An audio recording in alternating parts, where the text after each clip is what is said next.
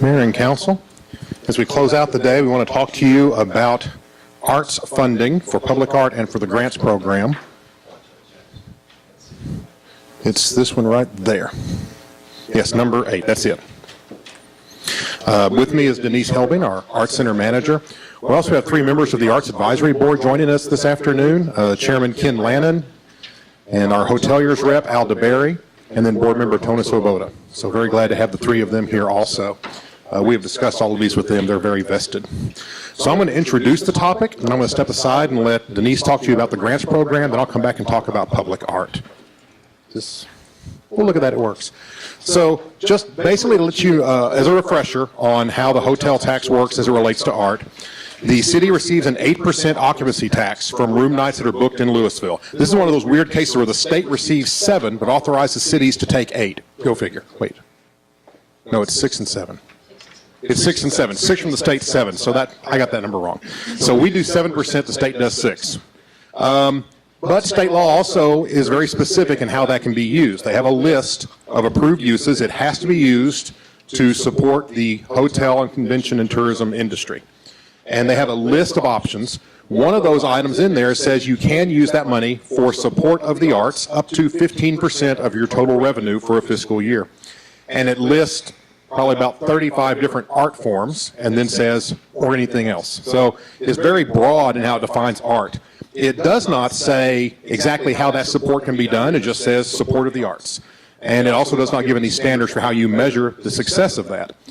We do try, I think more than a lot of cities, more than a lot of CVBs, we try to tie it to tourism to show that there's an effort being made to benefit the hotel, convention, and tourism industry. This is just a recap of where we've been in the past 5 years of hotel occupancy tax received. Oh, I should let you know, this is not in your book. This is a slide that was added. I believe the mayor asked a question about it, so we created this slide yesterday, or it might have been Wednesday, but it's a brand new slide, and it's the corrected one. I got La Quinta spelled wrong the first time. So we have right now strong occupancy rates in Louisville, above 70%. Our average daily rate is continuing to see strong numbers. We are above 90 overall, and we're above $100 for what we would call our tourism district hotels, the ones around here. Despite all that, our overall hot revenue has been fairly flat the past few years. You'll see a big jump here in 15-16. We had a couple new properties come on board, but it stayed around a little more than $2.5 million, between $2.5 and $2.6 million over the past 4 years. Currently, we have 19 properties in town. With a total of about 1,800 guest rooms. That does not include the 3 properties in town that essentially function as apartment complexes. You discussed this earlier today. The budget suites and the 2 in-town suites. Those are not part of these numbers, simply because they are not something that tourism is drawn to those facilities. So we have 19 properties, 1,800 guest rooms. There are 2 hotels currently under construction. The La Quinta, they're at Corporate and 35, which is supposed to open in June with 129 rooms, I believe that is. And then the Home 2 Suites is under construction over in Waters Ridge. And last I heard, it was slated for opening near the end of this year. They're moving very quickly on that. Now, there are 5 other properties that have received some level of city approval, zoning or whatever the case may be. And it's unlikely, frankly, that all 5 are going to be built, but at least a couple of them are going to be. So even if all 7 are constructed, and we wind up with now 26 properties, understand that that does not necessarily mean that our revenue is going to increase. You certainly hope it does. You have more stock, you have newer stock, meeting higher standards, but there's also the possibility that the new properties will siphon some business from existing properties. It's always something we're aware of. So just because we have 2 and possibly as many as 7 new properties coming on board in the next few years does not guarantee that number goes up. As much as we'd like for it to. And with that, I want to let Denise talk about the grant programs.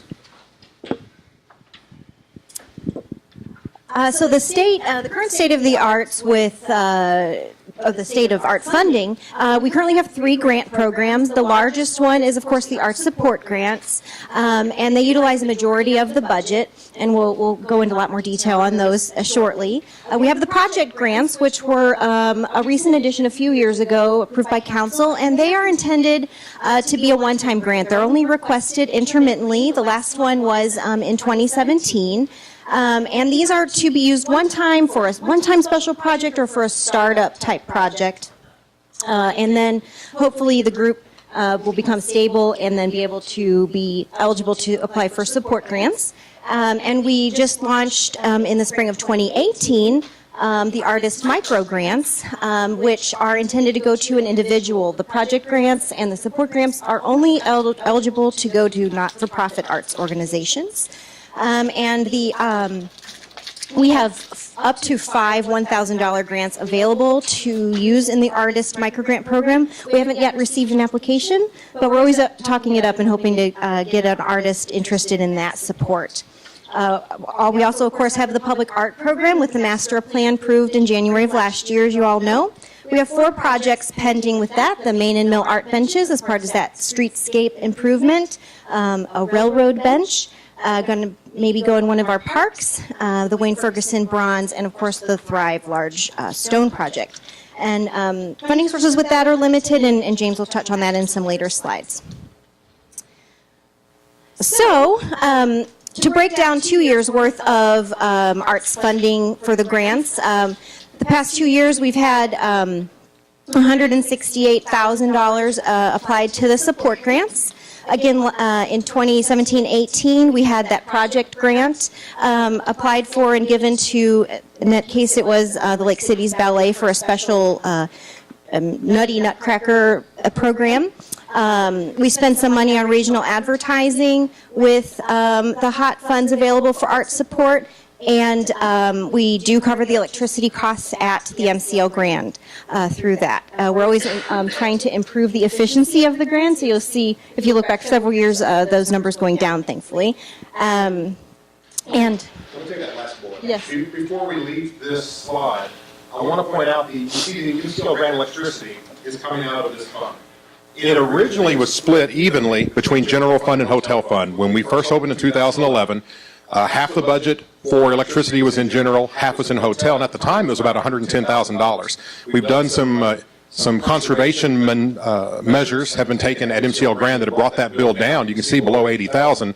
But a few years ago, during difficult budget times, the electric bill was shifted entirely to the hotel fund. So as we go forward, if you're looking for ways to increase money available for arts funding, one quick and easy way is to shift all that to general fund, understanding that it then puts an annual recurring cost into the general fund of right now about $73,000. Or to at least reduce it. Thanks, James. So just another brief history of the support grants. So since the 1990s, we have been awarding these grants to nonprofit arts organizations. The purpose is to support and promote the arts in Louisville, which hopefully increases our tourism and the convention and hotel industry.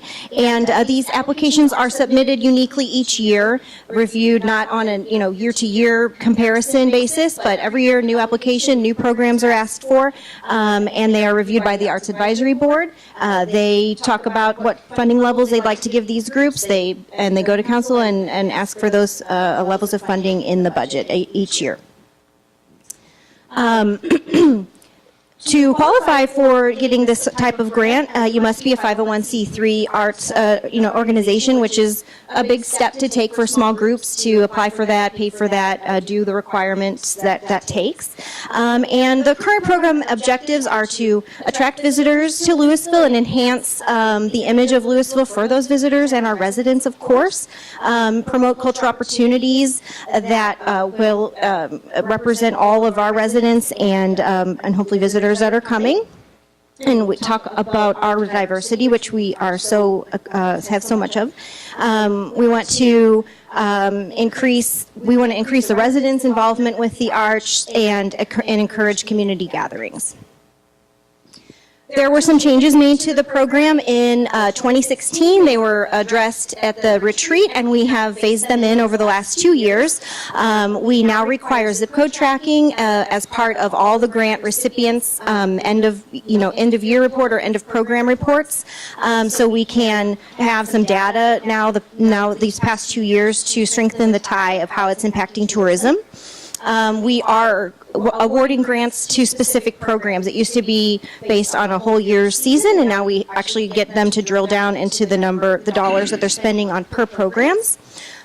We have a grant cap that no grant award can be more than 50% of a single program's budget. So a $5,000 cost to a program, you can't apply more than $2,500 of grant money to that program. And so, with that, we're trying to get these groups to go look for more funding and be sustaining on their own, and use these grants to increase, to just help enhance their programming, not depend on that. And another cap we placed, you all placed on the program, was that no one group could get more than 25% of the available budget for the grant support in that year. Yeah. Can only be used for programming. It cannot be used for management costs or electricity of a building, or it can only be used for programming. Yes, absolutely, yes. No operational costs are allowed to be included at what is that grant money being used for? Yes, only programmatic, artistic fees, rentals, costumes, advertising, things like that. And then we also started requiring 3% of their grant award be spent on regional advertising. We define that with the groups as anything outside of Louisville and all surrounding communities that touch Louisville. So Denton and beyond, things like that, they apply, and these groups are definitely, I'm strict with them, and they fulfill the requirement, and I get those receipts. This is a very densely numbered chart, just kind of showing the breakdown in numbers. So you can, obviously the far column over there is the total spent, and then the breakdown goes across by group. And the grant awards range anywhere from the low 40s going down to to $4,000. So it's a big range of awards given. And here's a larger snapshot from just this year's funding. And you'll see we did get a new group. So we had been running on 7 groups funded, and now we have an 8th group. And they are Christian Youth Theater. They go by CYT. And so they were our new and 8th group this year, when we made that work within that $168,000. This chart here gives a breakdown by the number of programs, so we can quantify it that way. And largely you can see that the numbers are kind of the same. The groups, some of the groups have increased their programming, even though their funding maybe hasn't increased or has even decreased. But so they're funding from us, correct. But so, this year we have 8 groups, and they are projected to do 43 programs, unique programs. And these numbers are, we didn't always ask specifically, so it, now we know exactly what programs are doing. Before it was not as much data was collected, but now we know for sure. So last year and this year. My piggyback question is, do we know what the rest of their funding looks like? Oh, yeah. We do get pretty extensive financial records through the application process, yes. That's how they know they haven't crossed that 50% threshold. Yeah. So, all this being said, we kind of wanted to see what you all might want to see coming out of this program. So is the program getting the results that you would like to see? From the 5 and 6 fiscal year to the current year, there has been a net increase of 3 grant recipients. And over the years, the same groups are receiving essentially the same funding for doing essentially the same programming. Currently, there's no limit on how long a grant group can receive the grants, and there's no requirement that grant recipients introduce new or expanded programming. And so while we don't allow the grant funding to be used for operational expenses, it is a form of sustainability for funding. And the current pattern of grant awards can be seen as a deterrent for new applicants or existing recipients to offer new or innovative program. They're used to getting what they get. They know they probably aren't going to be able to get a lot more. The Arts Advisory Board sees the need to add new grant recipients and programming, but also recognizes the importance of these funds as, sustaining for these groups. So the Arts Board would like to see an increase of overall funding to allow these groups to remain thriving, but to hopefully offer some opportunity for innovation. They don't want to see time limits used, hopefully, or to like try to wean the groups off of the support grants. We did some research on other Texas grant programs, and some example, I can tell you a little bit about that. So there was no consistent measures found about weaning, reducing percentages, time limits, anything like that. But one thing Plano does is that no grant may exceed 25% of an organization's most recently completed fiscal year expenditures, but they allow fundraising activities to come out of that bottom line. So again, you know, we already have these limits. We have similar limits.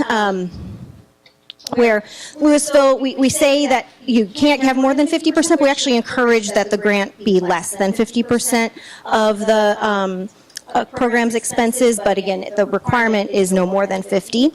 And again, you know, we can't have more than 25% available for the year. And if Louisville was to do something like Plano, where it's based on their expenses, it would impact the current grant recipient groups.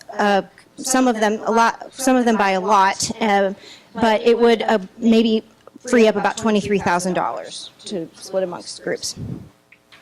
Something that Cedar Park does is that when groups have more than $5,000 of funding or more, after 3 years, they have to provide additional documentation to argue the need for continued funding. So this is something that might be interesting to look at to, again, encourage innovation and shaking up what the groups are doing. Currently, our application process is season to season, and it's a standalone application. So maybe some sort of conversation can happen about how do we show the success or failures of the past funded programs and look at that.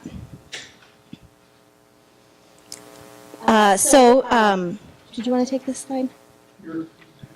Okay. In the budget request for 17-18, the Arts Advisory Board did ask for an increase of $15,000 to accommodate the one new grant group and to hopefully add a little bit of more funding to the current grant groups. This was not included in the budget because we wanted to hear a direction from council about, again, what do we hope to get out of this program? Are we doing the right things?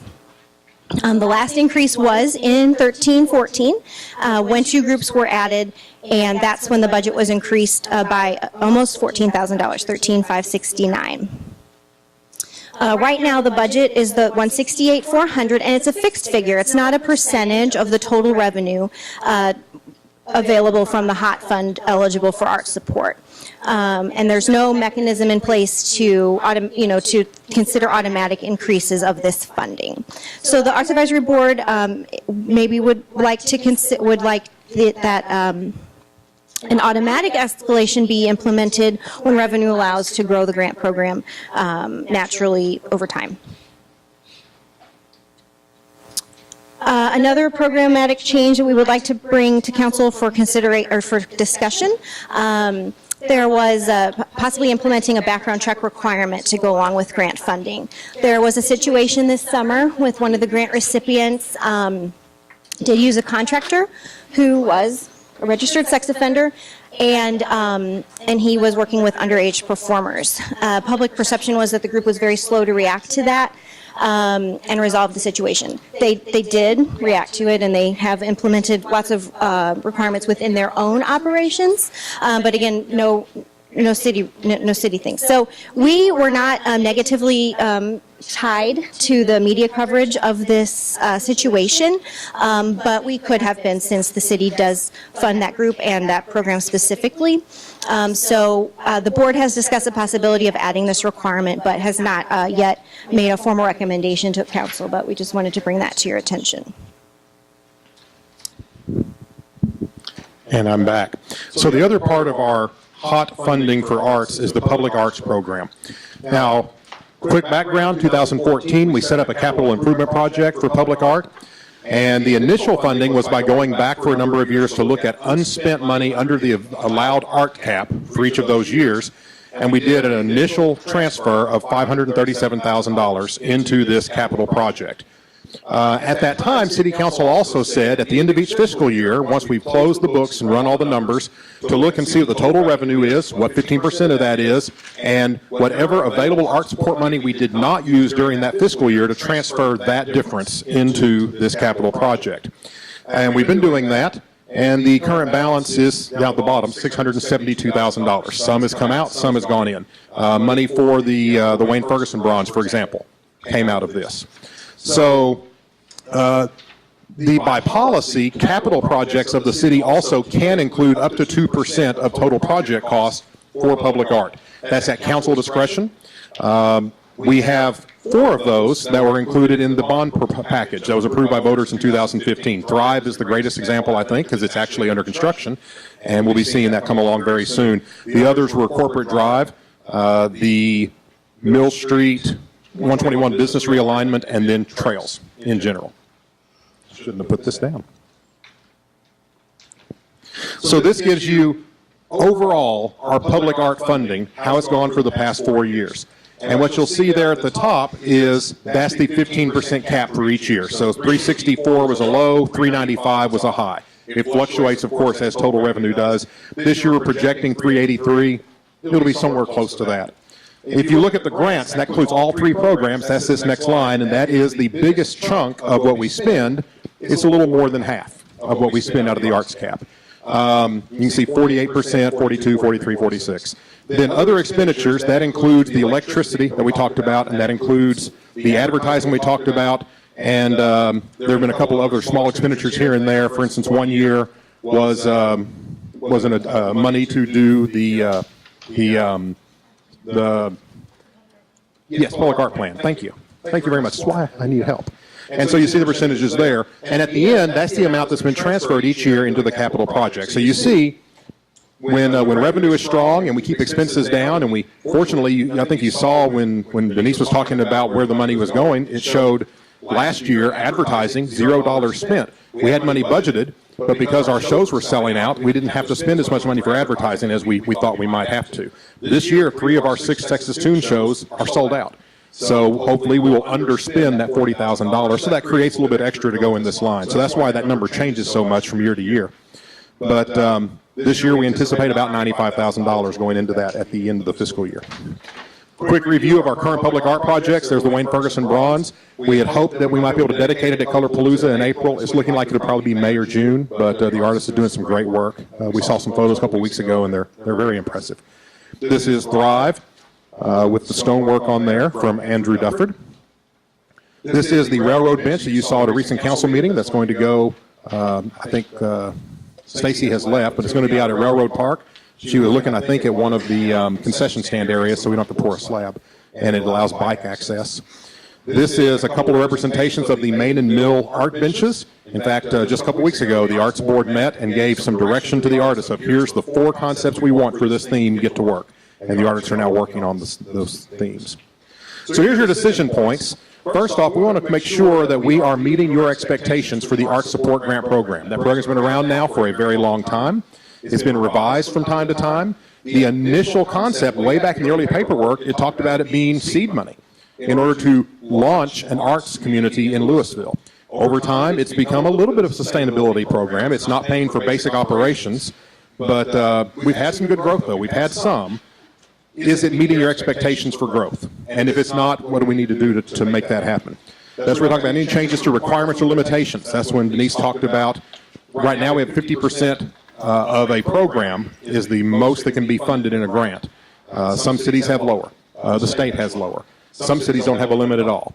We talked about right now a group can only receive a maximum of 25% of the total allocation of that 168.4. They can only receive at most, and so it comes out to a little over $40,000. Some cities, in fact, most cities have no requirement of that, but they will have a cap, a hard cap of how much you can get, $5,000, $10,000, $50,000. Background checks, we're looking for input from council on this one. The Arts Board didn't have a strong recommendation on it. They just thought it's something you need to be aware of, and they'd like to hear your thoughts. future grant program funding, that is, is there any interest in having a mechanism for automatic increases, or is there interest in increasing it once and then coming back in 3 or 4 years and looking at it again? Or are we happy with where it is? And then future public art funding, keep in mind, if we add money for the grant program, the way we have it structured now, that takes away money from the public art program. Because remember, the public art program, the only money we put in there is that remainder at the end of the fiscal year. So if the remainder is $100,000 and you bump up the grant program by $50,000, that's $50,000 less for public art. So, and the total amount, that 15%, we don't control that. And it's been very stable the past several years. So that'd be a matter of shifting things around. We talked about the electric bill being one, or making a decision, where does the money need to go first? And those are our 5 decision points, Mr. Mayor.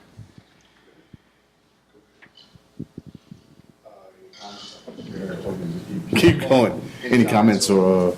Nobody's going to have more opinions on this than me. I was gonna let you be there. So purpose of the art support grant program and other grants. So tell me again, what's your detail on that? So the discussion that came from the Arts Board, and there's 3 board members here that have not thrown anything at me yet, so I think I'm fairly accurate. The discussion there was they understand that these groups are counting on some funds in order to continue operating. They're giving good programming. They're drawing good audiences. However, we've not seen a lot of new innovation out of them, and not a whole lot of new groups have come in over the years. So the thought was, is there a way to structure the funding, to increase the funding, so that we still are taking care of those groups at a basic level, but we also somehow encourage innovation, creativity, new stuff. But we just need direction from council. Is that how you want it to work? I think that's a tough question to answer. I mean, the first thing I would say is that, and I don't think either of you are going to disagree, it's pretty much near impossible for 501c arts groups to turn a profit. I mean, it's pretty much impossible for them to pay their own bills. And so then the question becomes, do you want this product in the community? And the answer is, if it's quality and it's serving the community, and if it's drawing an audience, and especially if it's drawing people from outside, the local zip code, then absolutely you do. So I think, I think what you're really asking is, should we be sustaining them on an ongoing basis? And I'm good with that. I think there's a limit to how much you do with that. And I think it gets into another question here, which is, what do I do when somebody else wants to join the club? And so I'll kind of get to that in a minute. But so any changes to grant requirements or limitations? I don't have any. I mean, we've worked on this. I've personally worked on this for over a decade, so I think we beat it to death. We pretty much refined it. Require background checks. All of the groups now should be requiring conflict of interest be signed. And so there's already kind of a thing that they should be. I don't know if they're doing that. It should be because of their 501 status that they have the conflict of interest requirement. No, conflict of interest. So they're already doing a conflict. They're already having to do conflict of interest paperwork within their organization. Y'all don't see that, but they should be doing that. So to go to anybody else that's working with the organization and say, we need you to sign both conflict of interest and we're going to run a background check on you. I think I don't see anything wrong with that. I think it's a good idea. It was kind of an awkward situation that occurred, and it hit the press, and I would favor doing it. That it be required. So how would we do that, Neil? So the background check should be run on any staff? No, anybody who has contact with minors in the performance, or for that matter, any of the backside operations, so set construction, or anybody who has contact with minors would be working with minors in the course of the creation of a production. So not just on the stage, but they might be painting or building something. So that could be a fairly extensive number, and It could be. $40 a pop. So would that be part of the grant, or how would we? Is that operational cost? It's an operational cost. It's not. I can't tie it The only way I could tie it to a program is if I, is on a per program basis. I don't know, it's a good question. I don't know. And that's kind of what we struggled with too. It's expensive. It can get expensive, and it's like a ACT production, it get really expensive because you've got 650 parents involved. So that's an exaggeration, but I mean, you know what I'm saying. There's easily 160 parents involved in one of those.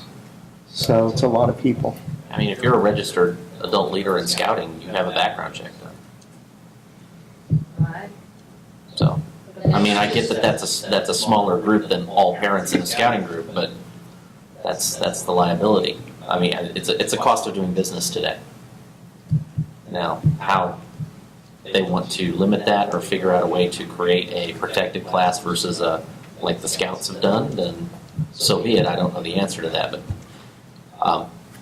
it's a cost of doing business. So council interest is that we need to figure out a way to do it, is what I'm hearing. Yeah, and again, it's limited to who has contact with minors. I mean, if you're a registered sex offender and you're an adult and you're dealing with adults, that's a different game. But you could create a policy that says no kids unless I've got 2 certified board members or whatever at an event. I mean, you could protect that out in policy.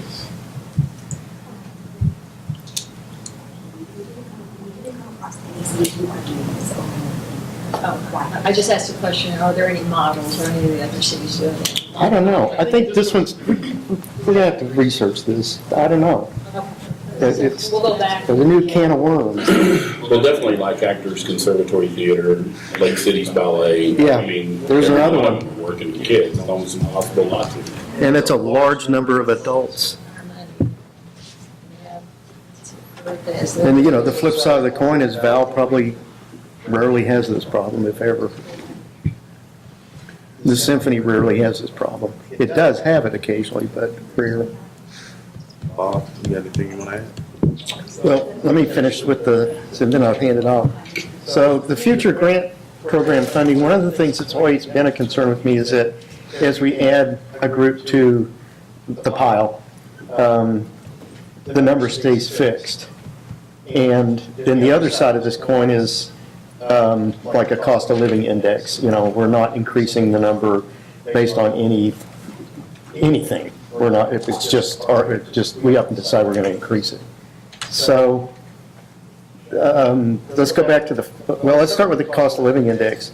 Or some index. I think it's always been the missing piece to me that there was no automatic increase for this fund.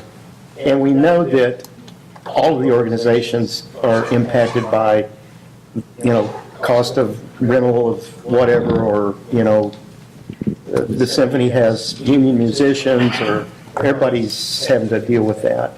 So I'd like to find some mechanism that at least tracks with a consumer cost, probably. And then adding a group to it, my formula for that, I've always thought would be, if you approve a new group in and you approve them in at $5,000, that should be an automatic increase because you've added, that wasn't there before. So it seems unfair to subtract it out of everybody else in order to add this group in. If you want to increase them the next year, then you should be coming to council and saying, we want to raise the fund because now this group wants to put on 10 performances and they look good and they did well and their paperwork's good, and but last year they only did 5 performances. So now they're going to up their game, that's going to up their requirement, and we either steal it from the other groups or we raise the number.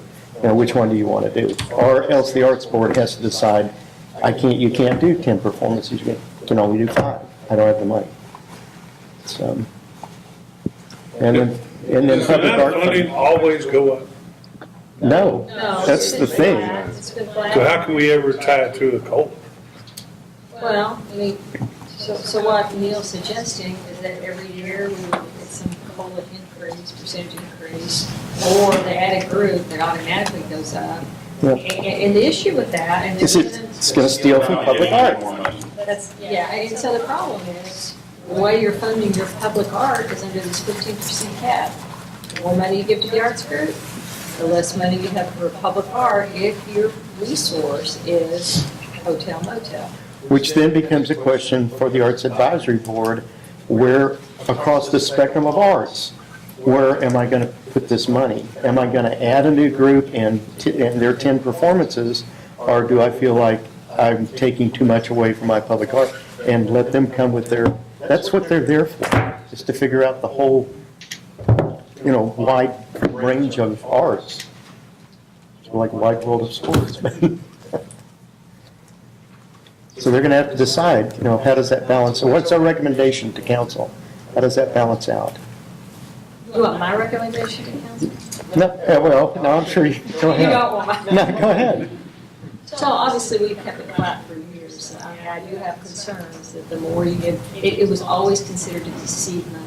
Yes. And if you never win those arts groups, then you don't win them. They don't have to work, they don't have to look for other resources because it's always coming from the city. And so that has been the philosophy of the city, is that it be seed money. Has it really functioned that way?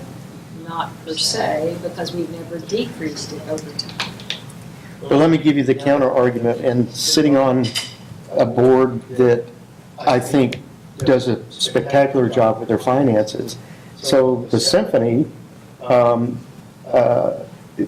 pretty much getting the same money every year, but the quality of their performances, what they put on the stage, the complexity of the music, and consequently the growth of their audience, all of that is on their back. Or they play the same old stuff over and over again because they're getting the same old money. And they've gone the other route. They've made more money by improving the product, putting more instruments on the stage in many instances, so that allows them to take on music that they couldn't take on otherwise, and found that money through another source. So they improve the product, they improve their audience, and it's all on their back, because they're not getting another extra dime from the city to do it. I'm not saying every group does that, but I would look at ACT, and I think they've done the same thing. They've improved their product, it's tremendous, and they're not getting another dime from the city to do it. So they haven't, they're not living off of that money and doing nothing more with it. Which is really kind of just the city's philosophy. We want to encourage you to do exactly what they're doing. Yeah. But I think it's back to that first statement. The problem with the arts is that the arts can't, it's an unfortunate reality that you can look all across America and the arts really can't fund itself. It has to find other funding sources. And for our arts groups, depending on how important they are to us, this is one of several. And the good part is we force them to go out and look for others.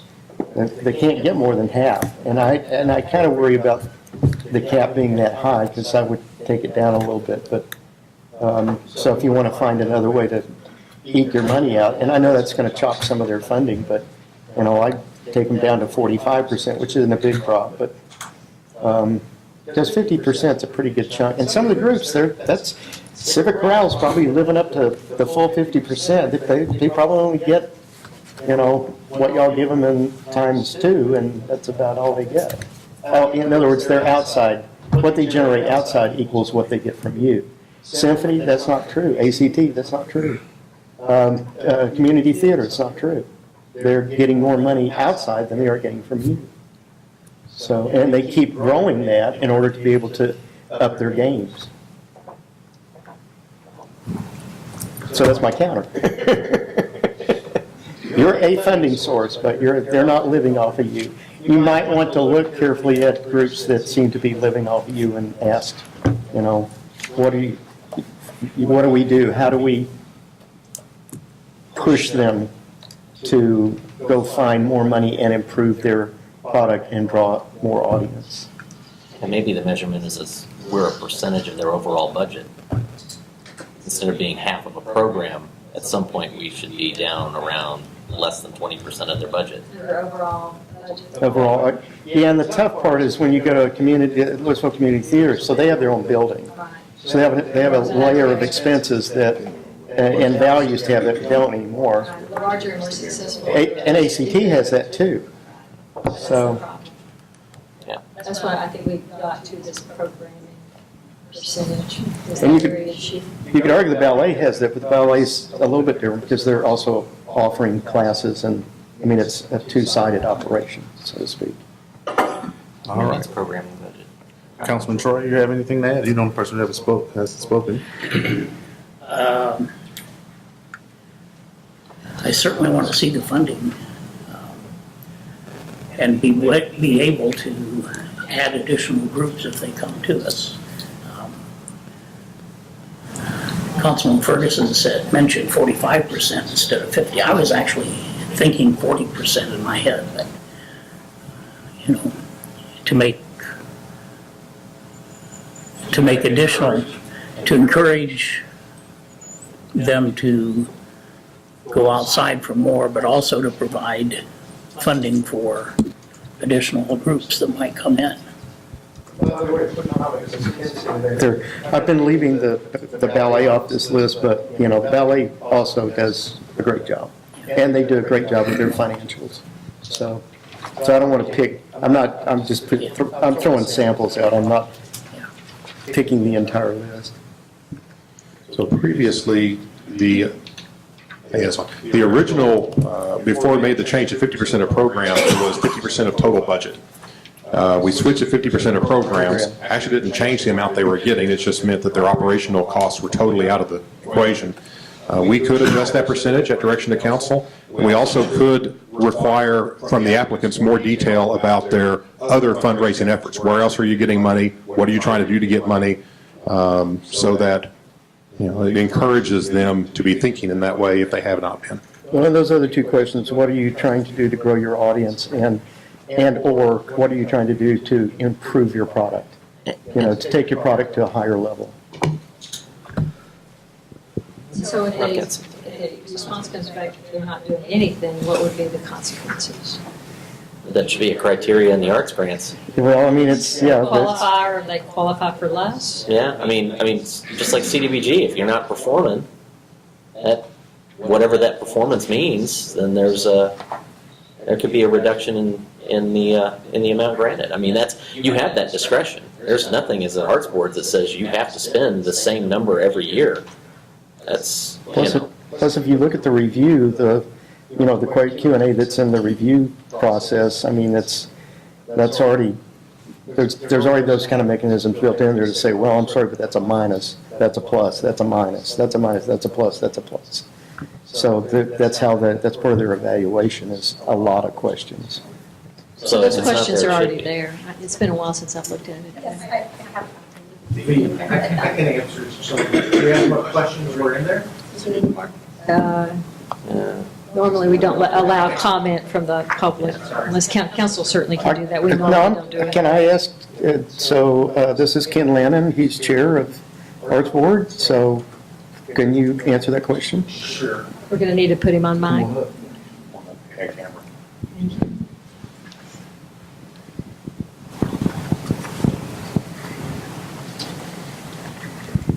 So there is a question that we look at, this, what percentage of your income is raised by outside and efforts to go bring in funds. That's looked at and it's scored. We score on a 1 to 4. 20%, over 20% is considered bad. Under 20% is considered good, and the lower the percentage, the higher score you get. There really isn't a question in regards to what are you doing to make your program better. Not a specific question like that. We do go into what is your program, what the plan of the program is, but there isn't anything that says what are you doing to make it better, which I think is something we probably ought to add. Is there any others? No, I think that's it. Okay, Thank you. Thank you. sorry. That's all right. Thank you.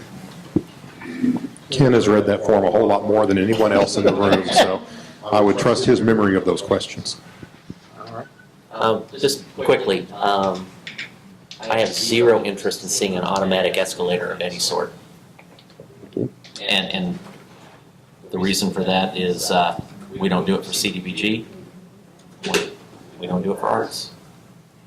I have a fundamental issue with that. So if we want to come back and have the conversation every year about how much money should go into arts versus CDBG versus whatever, we can have that conversation all day long. That's why we're here.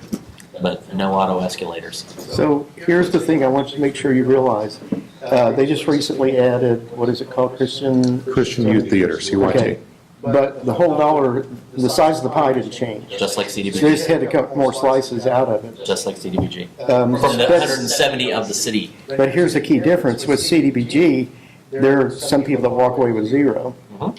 And so I guess you're asking, we're now asking this organization, the arts group, who's going to propose to us, if you see a good,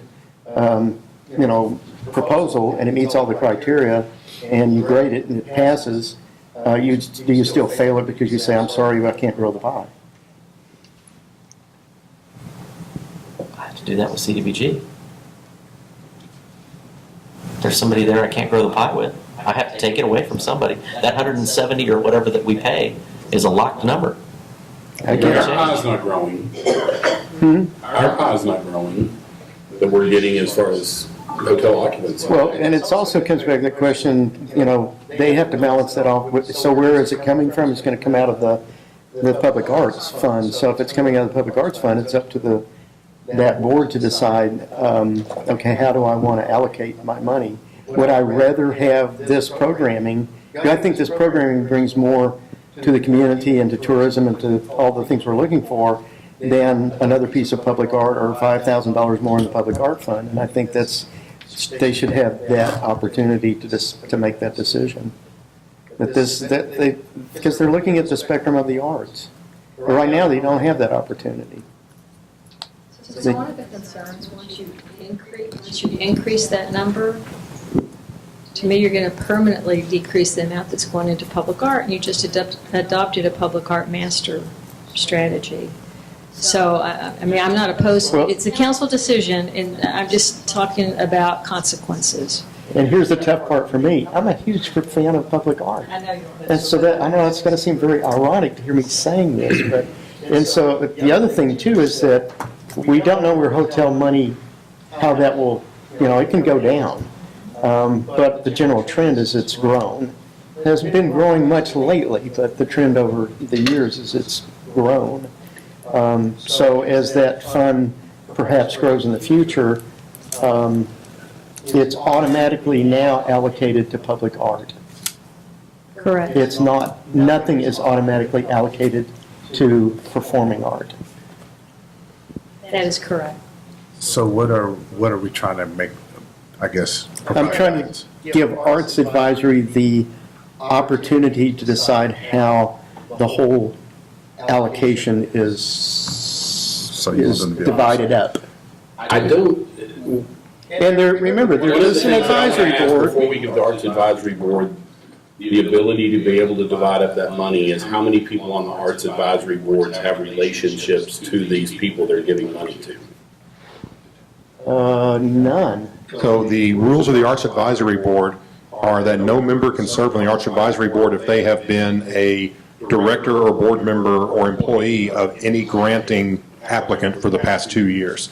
Now, Ken does have a bit of a relationship with the person who runs the ballet, but Ken himself is not on that board, not a director of it, and in fact, I've seen him recuse himself from discussions with the ballet, including scoring. He doesn't score their grant application. The other board members at this time, I don't believe any of them have a relationship with any of the applicants. Donna, refresh my memory on our 2% on capital projects. That's coming out of the capital budget. That's not coming out of. For those that were in the bond program, that is coming out of the capital budget. That is not a policy of the city, though. I mean, we did it for those particular projects. There's no, some cities have a policy that says every Like Phoenix. capital. Yeah. Yeah, but we do not have that. I was just making sure I was thinking straight that it wasn't going to That is impact that, which it won't, so. So what do we want to do? So council, it's a difficult question. It The arts is. groups certainly bring a huge benefit to Louisville and to our arts. But you also have a public art master strategy to fund, and you have a limited dollar amount. So certainly you have different options. I heard that you want to perhaps lower that 50% of programming to 40%. So that's going to Free up some. free up some dollars. So we could allocate within that cap, we keep the cap the same, and we could allocate those dollars to arts groups. What I worry about is if you, I don't know what the percentage is now, but I got 50% for the arts groups and 50% for public art. And we give the ability for them to move that. So they move the needle 60% public art, 40% public art, 60%. Well, they've got advocates and relationships and live people that are advocating for that spend, that 60%.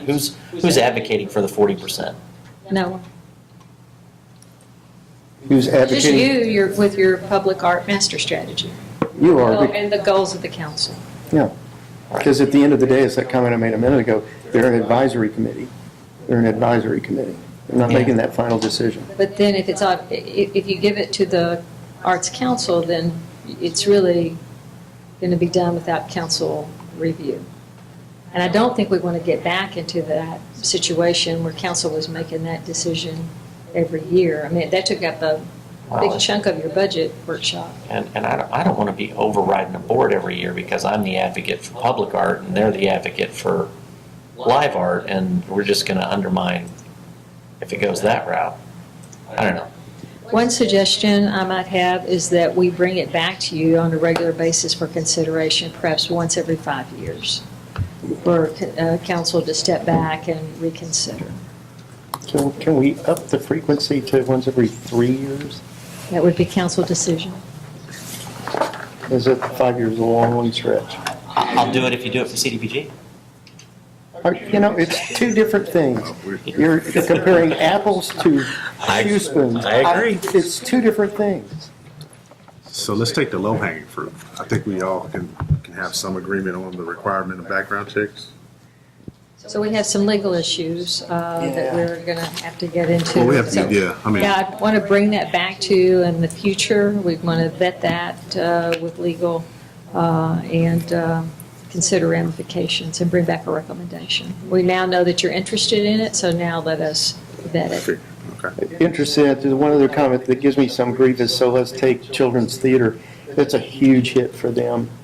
And then turn around to Val, it's probably no hit at all, or it's very small. I'd like to do some review of what other organizations are doing. Okay. There may be a good model out there. I don't know. There's got to be. There's got to be. I mean, churches, youth organizations, they've all had to deal with this issue. Yeah, I'm afraid what we're going to find is in most cases, that organization, like the church, they're running the checks, so they're absorbing the cost of the checks. Yeah. I'm not going against funding for that activity. Could be. So do we have a decision? Were we pushing most They're of this? going to come back with a recommendation, or come back with, you know, Sounds good. Do we have any other comments or questions? not on So- that one.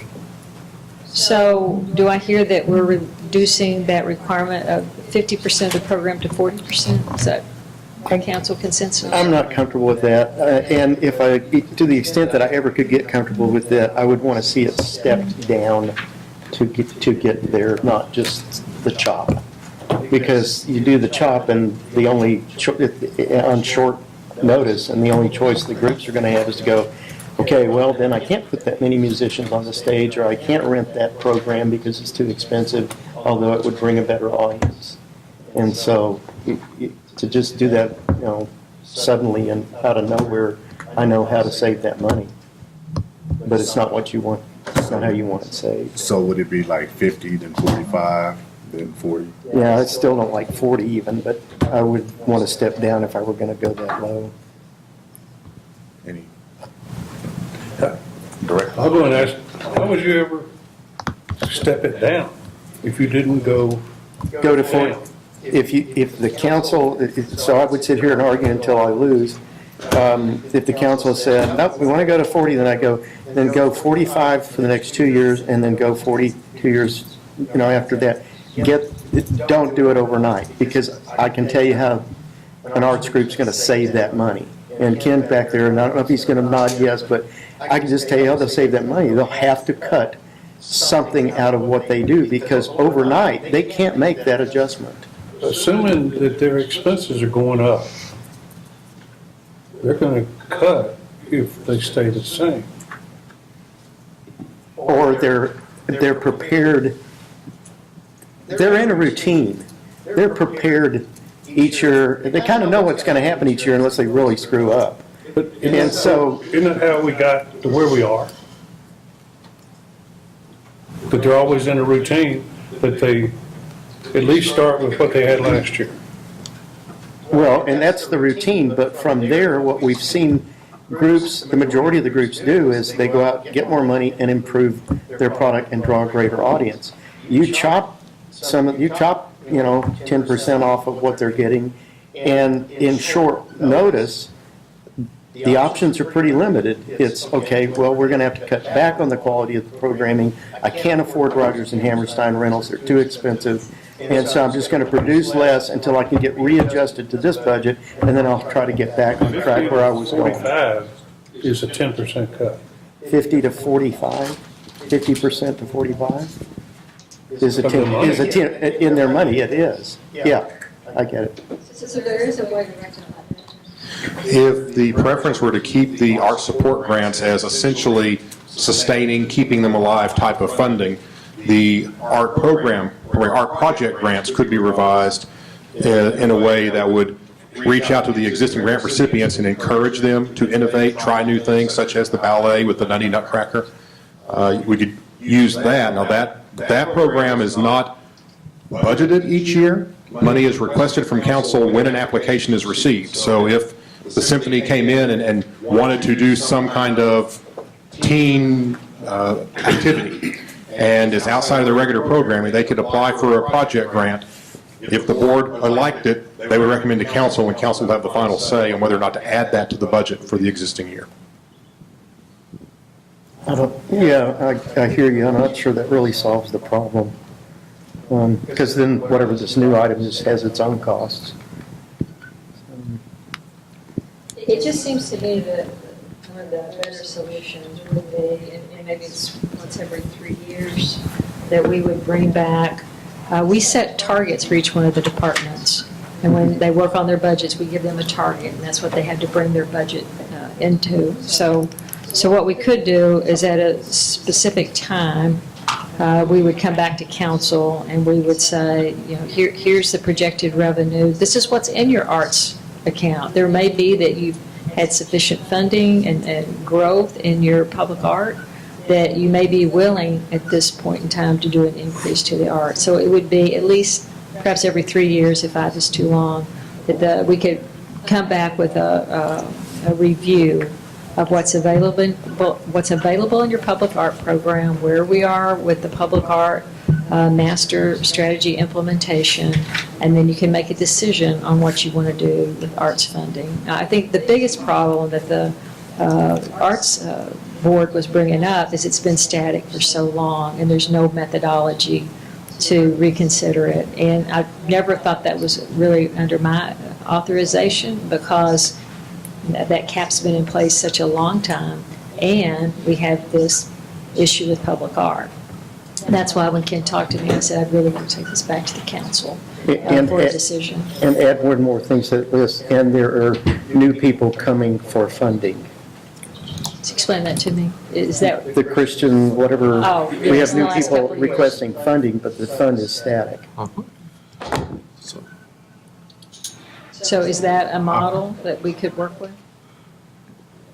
I mean, our purpose, what they said in the presentation, was to help get these arts groups kicked off and going. Did I hear that right? So Yeah, initially, yes. Yeah. Seeding. So Seed funding. it's never intended to be a permanent funding source, but that's kind of what it kind of came into. That's make what sure it's we come have to art over the programs. years, absolutely. Yeah, but I can flip that coin around and tell you, yes, and it was the intention of Greater Lewisville Arts Alliance under its, original name, that they were going to build an arts center. And the city wasn't. But the city built an arts center. So things change. How we originally start things off isn't always where they go.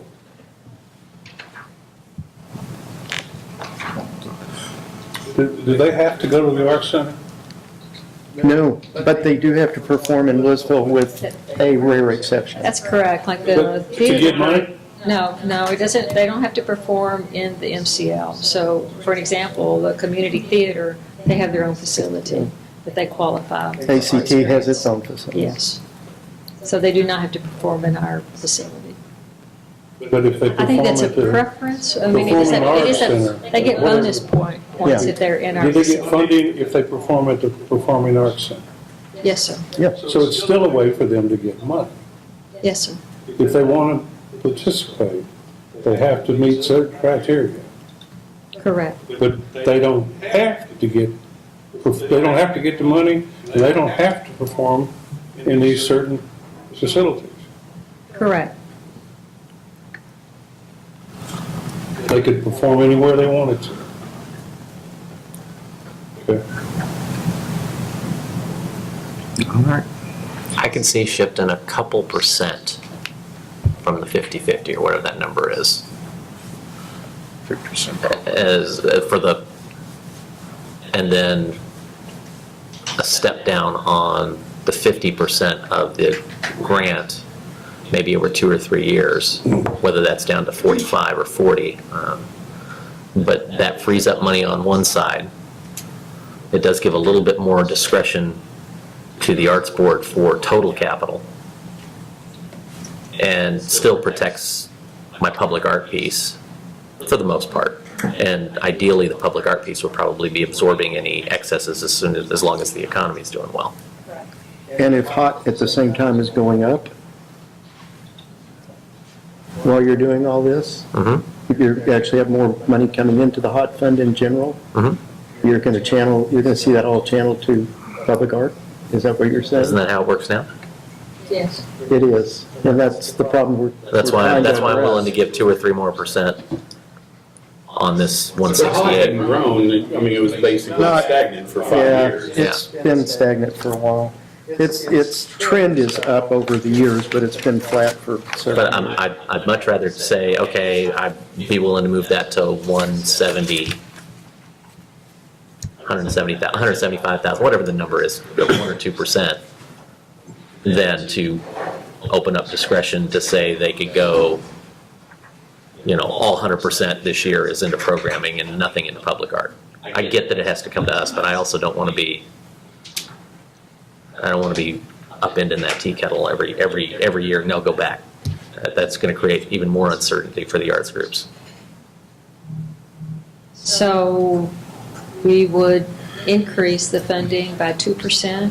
I don't know what that number is, but somewhere, I don't know what 2% actually adds to that 168.4.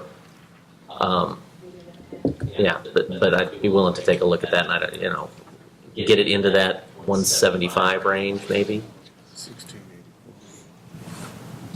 And I'm going to go back to my CDBG days and say that's kind of in the ballpark where CDBG is.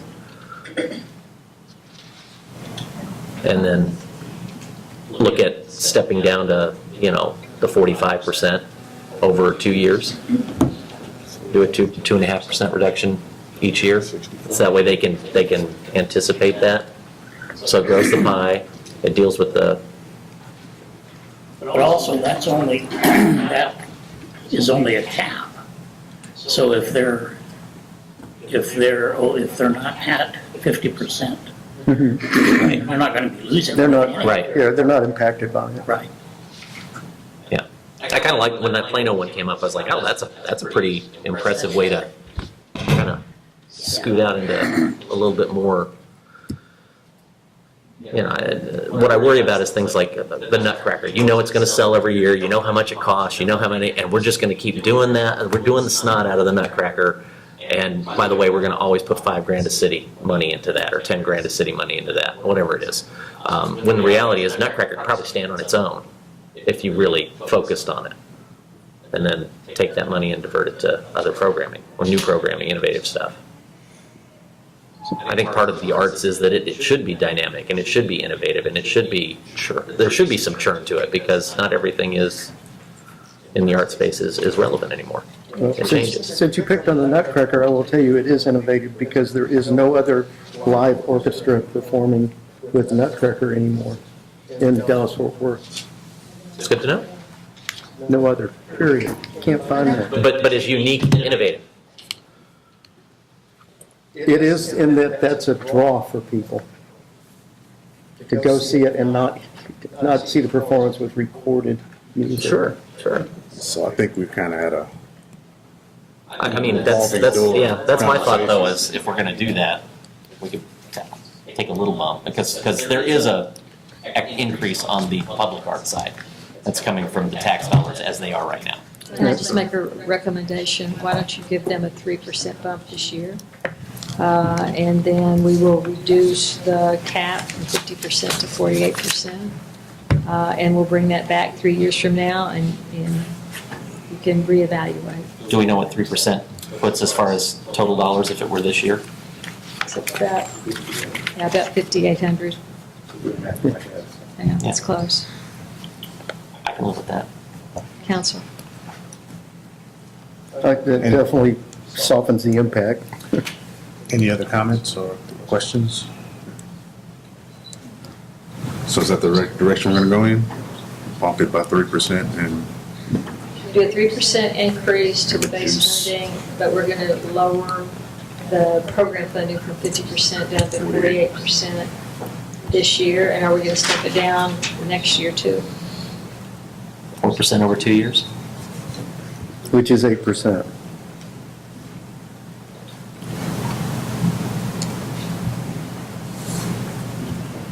So is the goal to get it down to about 45%?